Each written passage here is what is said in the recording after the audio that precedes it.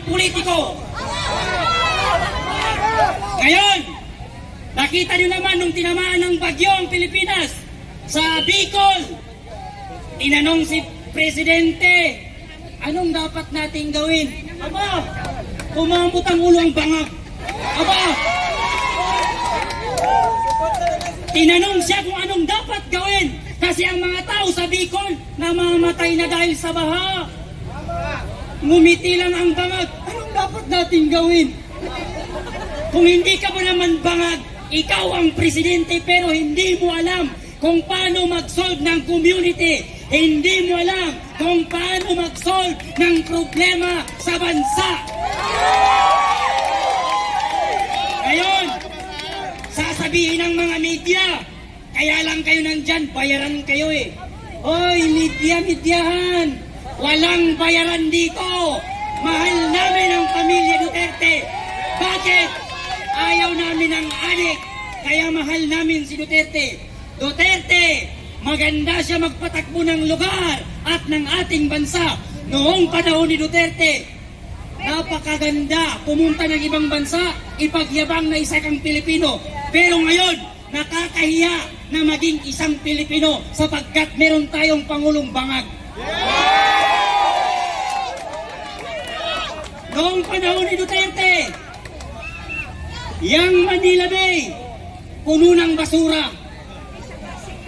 Dumating si Duterte, yang Manila Bay, parang sa ibang bansa na beach. Ang daming namamasyal. Ngayon pumalit si Bangag, parang CR na naman ulit. Panahon ni Duterte, ang mga adik nagsitaguan. Ngayon bumalik ang adik na naman na presidente, lahat ng adik bumalik na naman. Nangampanya si Bongbong Marcos, anong sabi niya? Pag ako ang nanalo, 25 lang ang 1 kilong bigas. Naupo ang bangag. Ang bigas ngayon 60, ang shabu bumaba. Ang pangako niya, bigas ang bababa. Ngayon siya ang naupo, mumahal ang bigas, bumaba ang shabu. Grabe naman yan. Ngayon, tignan nyo naman, ang mga binoto nating Senado na mga alagad ni Presidente Marcos Bangag Jr. Kung makaimbestiga sila kay Sara Duterte, nung humihingi si Sara Duterte ng pondo, abay si Ira Ontiveros, yung si Risa Ontiveros, kung makaimbestiga, akala mo naman anghel. Eh ikaw ang tanungin namin ni Risa Ontiveros, yung kinurakot mo, yung ninakaw mo, na 90 billion sa PhilHealth, saan mo pinunta? Tapos kung makaimbestiga ka, akala mo malinis ka? Isa kang crocodile na malaki. Tapos yang si Tambaluslos naman, Martin Romualdez na parang elepante. Yang laki ng tiyan mo, bawasan mo bago ka magpresidente. Wala nang uupo sa inyo, kaya lang kayo naupo sa Senado at sa presidente dahil sa kay Sara Duterte. Kung hindi lang kayo dumikit kay Sara Duterte, kahit kagawad hindi nyo makuha. Oo, wala kayong makukuha, wala kayong utang na loob. Yang tatay ni Marcos na si Ferdinand Marcos, ilang presidente ang dumaan, namatay ang tatay mo, hindi nila nailibing kasi ayaw ng taong bayan. Dumating si Duterte sa pagkapangulo, ipinalibing ang tatay mong bangag ka. Ngayon, ikaw ay dumikit kay Sara Duterte, nanalo ka dahil sa kawalang hiyan mo at wala kang utang na loob. Nung naupo ka, tinraidor mo ang pamilya Duterte. Ngayon, lahat ng anti-Duterte, alam nyo na ang meaning yan. Ibig sabihin, adik yan. Yes.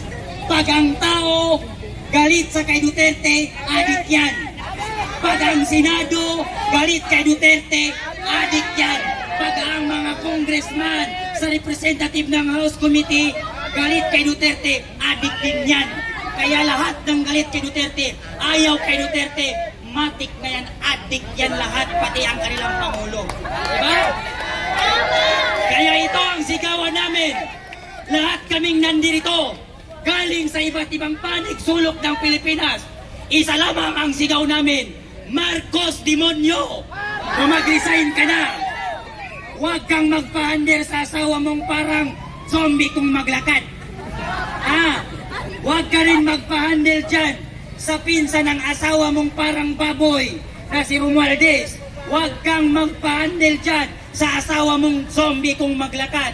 Kaya ikaw naman, pag in-interview ka, Bongbong Marcos, yung bunganga mo, ayusin mo. Kasi napaghahalatan kang adik. Kasi pag in-interview ka, ngayon, ipapapatay niyo pa ang aming mahal na Vice Presidente? Nagkakamali kayo dyan. Kahit ialis niyo pa ang mga bodyguard, ang sundalo ng Moro ay handang mag-bodyguard at sumuporta sa kay Duterte at sa anak niya. Kaming mga Muslim, handa kaming magpakamatay para sa pamilya ni Duterte. Dahil dyan, mag-resign na kayong lahat dahil wala kaming mapapala sa inyo. Puro kayo bangag, puro kayo adik, puro kayo bobo. Bobo, malaking bobo, hindi small. Big bobo. Okay. Resign na Marcos. Resign. Bobo, bangag. Iyon ang nagsalita. Concern lang siya sa kanilang